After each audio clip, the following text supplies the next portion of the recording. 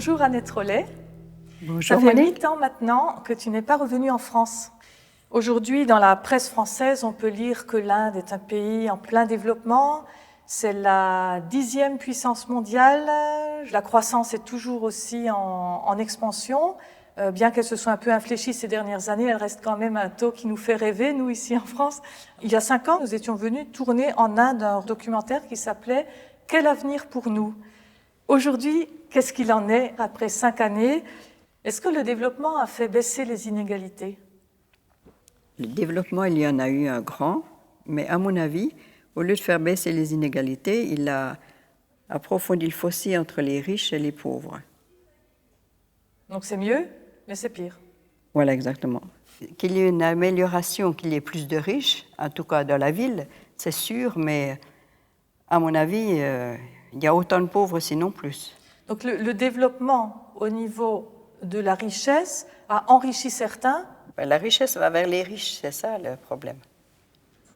Est-ce que toute cette culture des castes, par exemple, est toujours aussi ancrée dans le quotidien des Indiens, alors qu'officiellement, c'est quelque chose qui devrait être aboli? À mon avis, rien n'a changé. Depuis 6 ans, rien n'a changé. Il y a toujours les castes, et il y a toujours les hautes castes, les basses castes. Et de plus en plus, même dans l'enseignement ou pour avoir un travail, maintenant, il faut obligatoirement donner sa caste. Que ce soit à l'école, que ce soit pour un emploi, il y a obligatoirement la caste. Donc au lieu d'être aboli, c'est encore plus marqué. À mon avis, c'est plus marqué pas qu'il y a 6 ans, mais disons que c'est plus marqué qu'il y a 40 ans. Est-ce que cette notion de caste a une influence par rapport aux enfants que tu accueilles? Pas du tout. En tout cas, dans la ville et puis entre nous, qu'on soit de haute caste, de basse caste, personne ne s'en soucie. Et par rapport aux entrées dans les écoles aussi, cette notion-là? Non, pas du tout. Seulement, si on est de basse caste, on a des privilèges que les écoles nous accordent automatiquement parce que c'est un ordre du gouvernement. Des bourses, par exemple, ou des choses comme ça. Si on revient à cette notion de pauvreté, il y a à Béthanie les enfants que tu accueilles, tes enfants, et il y a aussi autour de Béthanie beaucoup de personnes que tu aides, que Azer aide au travers de Béthanie. Est-ce que tu peux nous parler un peu de ces personnes-là? Il y a surtout des personnes âgées, parce que le sort de la personne âgée est vraiment dramatique en Inde. Des personnes âgées que l'on aide qui sont tout près de Béthanie, il y en a 2 qui ont des enfants, même en Amérique, mais qui ne s'occupent absolument pas de la maman. Et la maman est dans une petite hutte. Elle n'a absolument rien du tout. Elle a essayé d'avoir une aide du gouvernement, mais elle n'a pas réussi à l'avoir. Alors elle est dans sa hutte à devoir donner le loyer. Elle n'a même pas assez pour le loyer. Alors Béthanie s'occupe du loyer. On a une voisine qui est tombée malade, un ulcère dans la bouche, à un tel point qu'elle ne pouvait ni plus manger ni rien faire. Elle était laissée seule. Pourquoi laissée seule? Parce qu'il fallait l'emmener à l'hôpital, et puis l'hôpital est très cher. Ouais. Alors elle était allée à l'hôpital, elle y était restée 3 jours, et puis elle est revenue à la maison parce qu'elle ne pouvait plus continuer à payer. Alors, Azer a pris la relève, on l'a emmenée à l'hôpital, et puis elle s'est très bien rétablie, elle est très reconnaissante. Il y a des personnes qui viennent, par exemple, tous les mois, des familles, des cas dramatiques, quoi. Ah ouais. Pas rien que des personnes âgées, des personnes jeunes, des familles qui n'arrivent pas à s'en sortir. Et généralement, c'est à cause du médical, c'est-à-dire à cause de leur santé. Elles n'arrivent pas à en sortir, elles n'arrivent pas à payer l'hôpital, et puis elles n'arrivent pas à s'en sortir, quoi. Ouais. Il y a 5 ans, lorsqu'on était venu tourner en Inde, il y avait vraiment une grande différence dans la qualité de l'enseignement entre ce qu'on appelait donc les écoles privées et les écoles publiques. Est-ce que cette différence est toujours aussi criante? Cette différence est toujours aussi criante, mais le gouvernement s'est ressaisi parce que les écoles publiques se vidaient. Ouais. Et les écoles privées étaient surchargées. Alors pour éviter que les écoles publiques ne se vident, Oui. le gouvernement a mis la main sur les écoles privées et leur a obligé d'avoir les mêmes livres et de donner le même enseignement, ce qui n'était pas. Parce que dans les écoles privées, l'enseignement était très, très supérieur, à celles écoles. Mais ce que les écoles privées font maintenant, elles ajoutent d'autres livres. Parce que le niveau que le gouvernement a donné pour les écoles du gouvernement est trop bas par rapport au niveau des écoles privées. Alors, avec ce niveau-là, on n'arrive pas à passer à l'université, par exemple. Par rapport aux enfants et aux jeunes de Béthanie, lorsque les enfants m'arrivent, les écoles privées ont déjà terminé leurs inscriptions. Alors, je n'ai pas accès aux écoles privées, donc je les mets dans les écoles du gouvernement. Donc, j'avais 5 enfants dans les écoles du gouvernement. Et comme c'est des écoles en tamil, une fois qu'on a fini le bac et qu'on entre dans les universités, c'est tout en anglais. Ouais. Donc, les enfants ont vraiment des difficultés à suivre. Alors, cette année, j'en ai retiré 3 de l'école tamile pour les mettre dans une école anglaise. Comme elles étaient très bonnes, apparemment elles étaient très bonnes, elles ont suivi cette année honorablement, disons. Le coût de la scolarité pour une enfant qui est en école privée par rapport à une enfant qui est en école publique? Ça n'a pas de comparaison. J'ai une petite qui est au cours préparatoire, j'ai payé 600 roupies, y compris l'uniforme. Pour l'année? Pour l'année. Et j'ai une petite que j'ai mis cette année au cours préparatoire à l'école anglaise, donc privée, oui. Et on a payé 20 000 roupies pour l'année.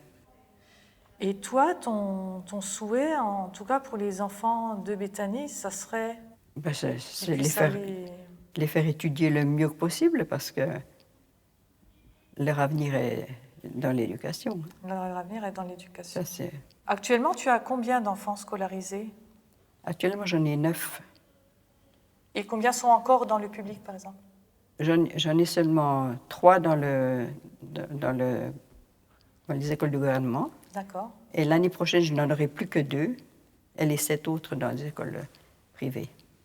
Dans les écoles privées, il y a aussi toute la gamme. Hein. Il y a les écoles privées très chères, oui. Où l'enseignement est très bon, c'est sûr, et puis les écoles privées un peu moins chères. On est, nous, quand même, dans les écoles privées un peu moins chères. Mais l'enseignement est digne, quoi. Oui, on arrive quand même à poursuivre ses études.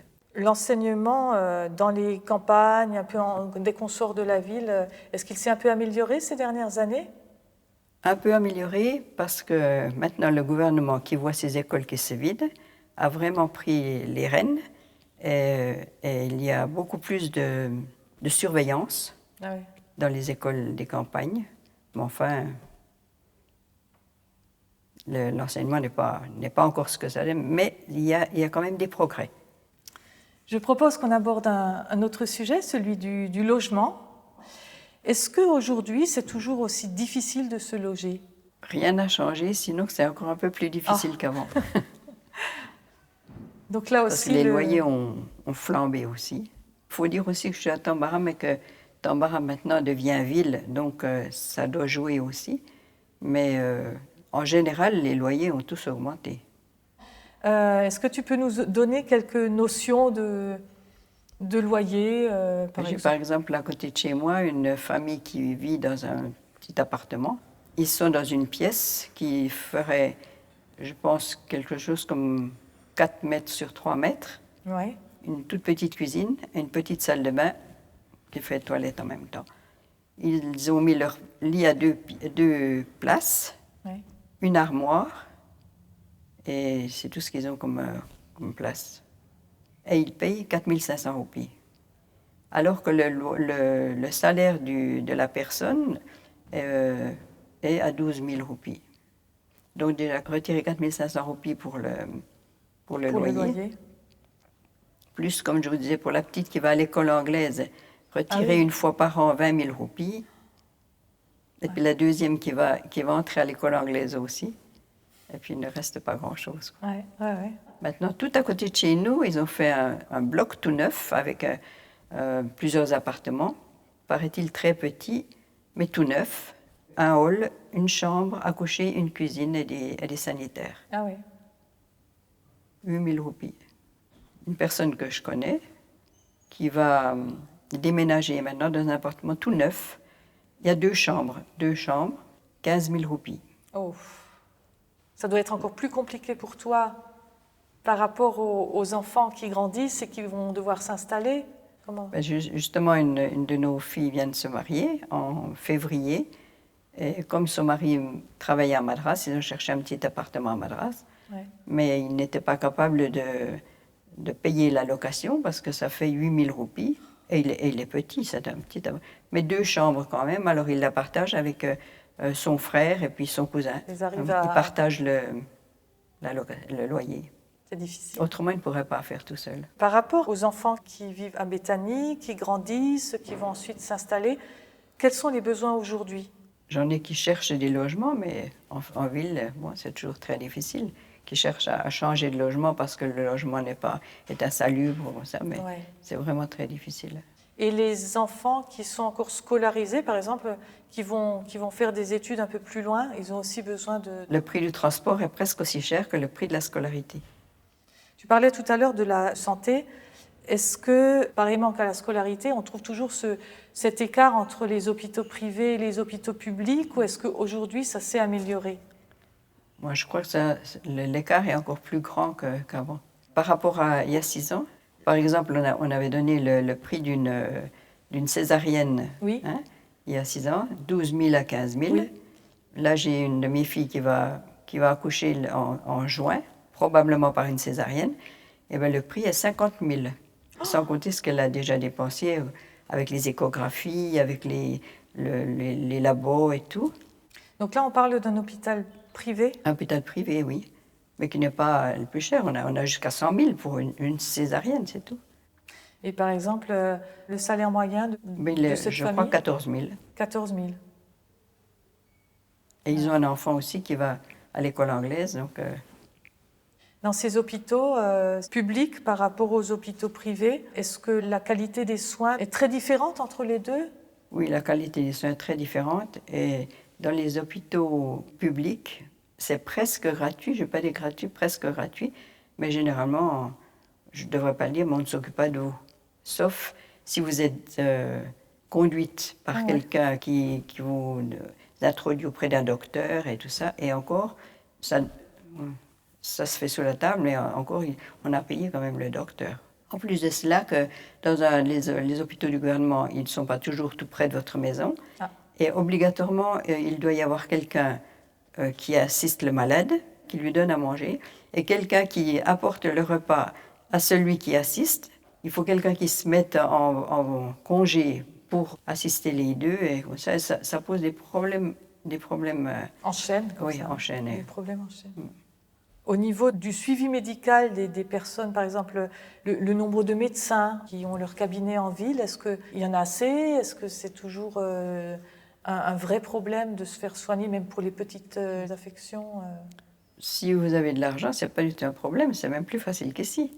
Ouais. Et il n'y a toujours pas de système d'assurance maladie en Inde? Si, il commence maintenant. Ah oui? Il commence, oui.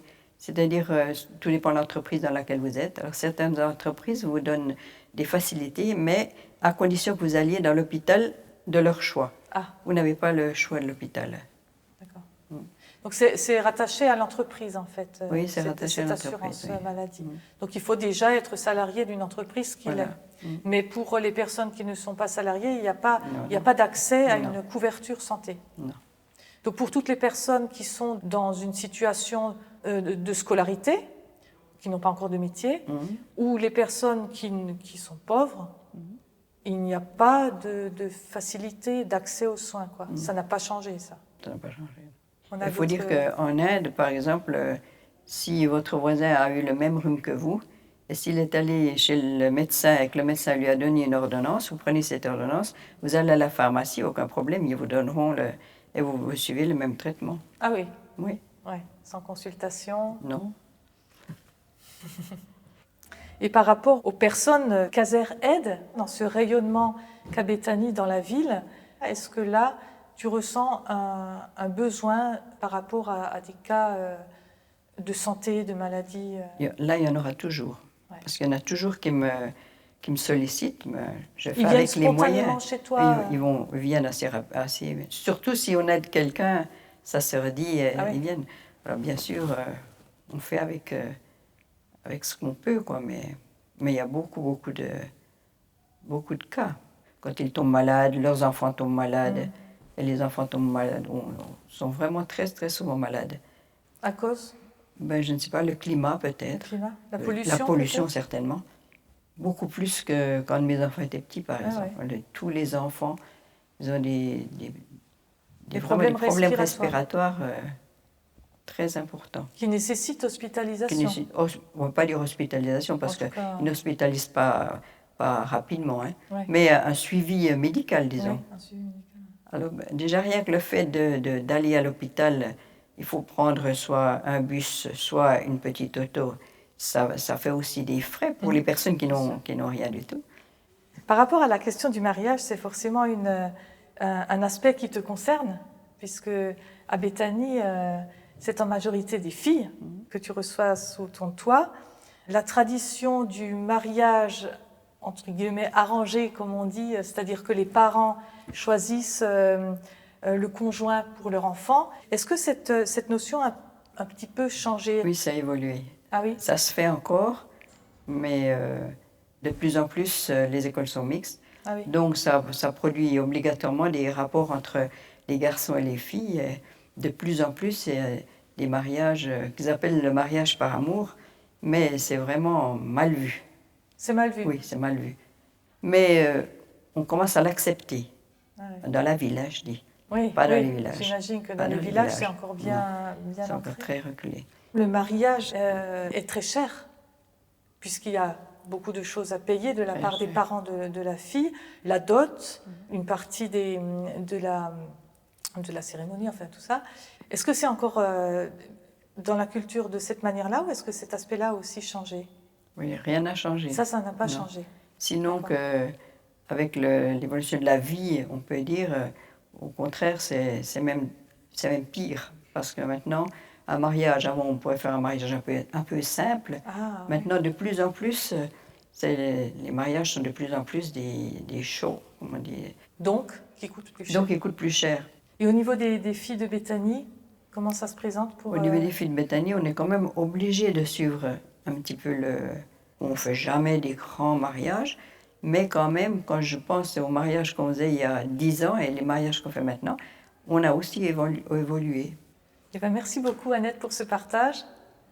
On Merci a pu aussi. un peu mieux toucher de l'intérieur ta vie là-bas, à Béthanie, en Inde, et aussi peut-être un peu mieux comprendre de quelle manière on peut, nous, apporter notre soutien pour ton travail là-bas, de quelle manière Azer peut aussi aider plus efficacement, aider concrètement. Merci. Merci, Annette. Merci.